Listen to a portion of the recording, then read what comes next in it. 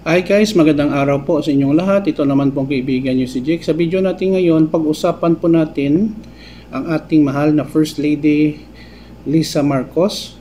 Bakit po palaging biktima ng fake news ang ating First Lady Liza Araneta Marcos? Before tayo guys magsimula, magpapasalamat muna po ako sa lahat ng mga viewers, silent viewers at supporters ng channel ko. Maraming salamat po sa inyong panonood, suporta at paglagay ng comment, and most importantly sa doon nag-subscribe. Kung bago lang kayo sa channel ko at gusto nyo ang video na ito, paki-like lang po, huwag kalimutang mag-subscribe. Salamat po sa inyong pagtitiwala at suporta.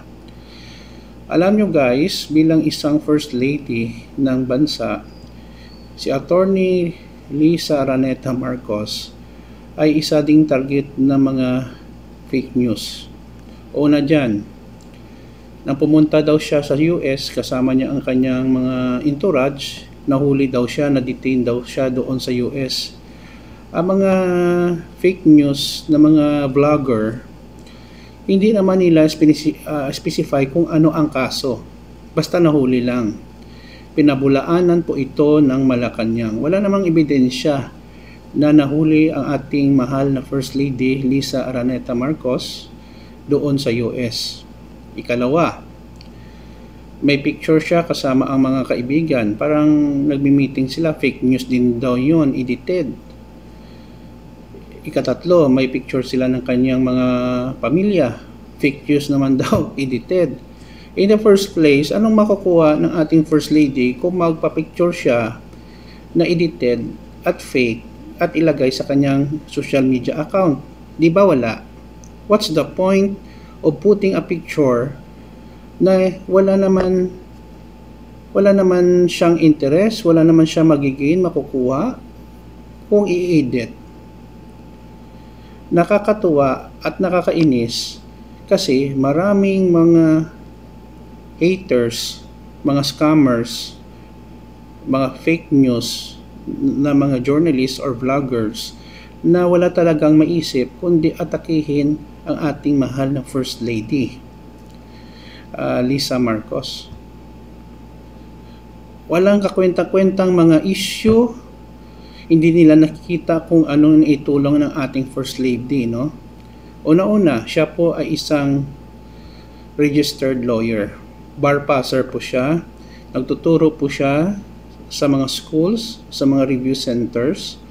Isa dyan is University of Cordillera before siya naging First Lady. Hindi siya kumukuha ng kanyang sahod. I repeat, hindi siya kumukuha ng kanyang sahod. Bagkos binibigay niya ito as allowance sa mga estudyante niya na kumukuha ng law. Dito nga sa Visayas, pumunta siya sa Iloilo, West Visayas State Universities. Nagdala siya ng mga tablets, mga libro, nagbigay pa siya ng scholarship, pera, from her own pocket, okay, para tulungan ang mga aspiring law students sa kanilang pag-aaral. Nagturo siya, walang bayad. Saan ka makakita ng lawyer na tumutulong na walang hinihintay na kapalit? Kaso lang, ang mga basher nila ni PBBM, Pangulong Bongbong Marcos, wala talagang makitang issue kahit isa, yun ang binabato sa kanila. Hindi ba kayo naawa? As a person na lang, wag na lang natin isipin na First Lady siya. Wala naman siyang ginawang kasalanan sa inyo na personal. Bakit inatake nyo? Do you think tama ba yon? I guess hindi. Most likely those supporters ng mga DDS na umatake sa ating Pangulo, sa kanyang family, at sa kay First Lady Liza Marcos, ay mga bayaran or mga blinded sa mga tinuturo or kung ano man ang gustong ipalaganap ng kanilang mga boss.